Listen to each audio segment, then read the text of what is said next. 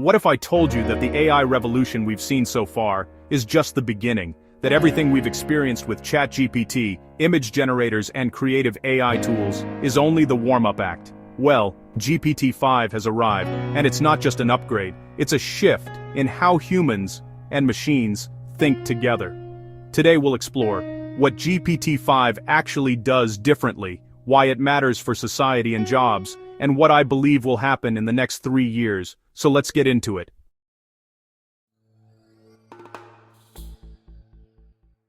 Before GPT-5's official launch, Sam Altman teased the model with a simple test. He asked it for a TV show recommendation. GPT-5 didn't just suggest Pantheon, a show about AI consciousness, it explained why, comparing it to the human fear of being surpassed by our own creation. That tone, thoughtful, contextual, almost philosophical, was the first public signal.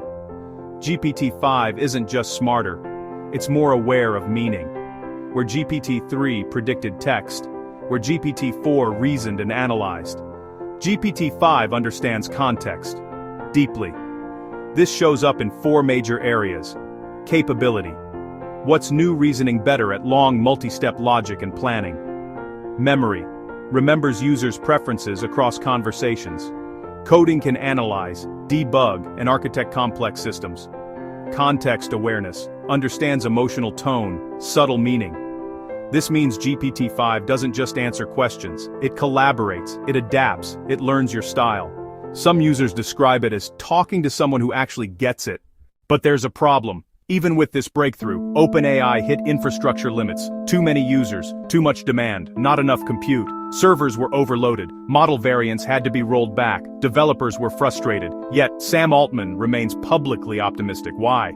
Because OpenAI is already investing in new data centers, custom AI chips, standalone apps, and yes, AI-enabled social media platforms. Let that sink in. The next evolution of social networks may not be built around people posting content, but humans collaborating with AI companions.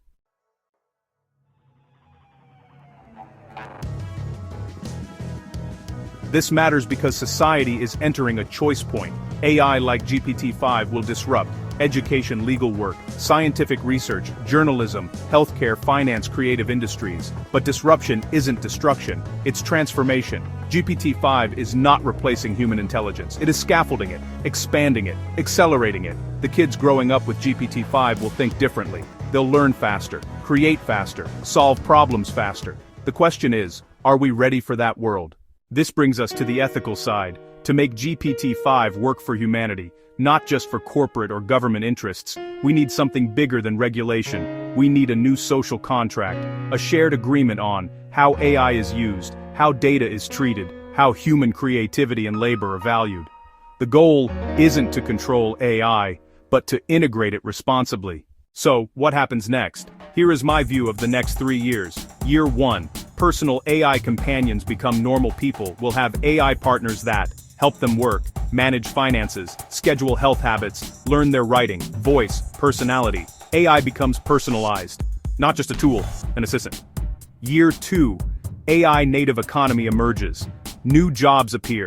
AI project architects, AI personality designers, human AI collaborative authors, emotional intelligence training for AI systems. The value shifts from knowing to guiding. Year 3. AI becomes interwoven with society. AI lives inside schools, government services, healthcare, business strategy, not as a replacement for people, but as an extension of human capability. How smooth or chaotic this transition is depends on us. GPT-5 is not the end of the story. It's the beginning of a new chapter for humanity, a chapter where intelligence is not limited by biology, where creativity is no longer scarce, where learning is constant and shared. The question is, who will you become in a world where your mind has no boundaries?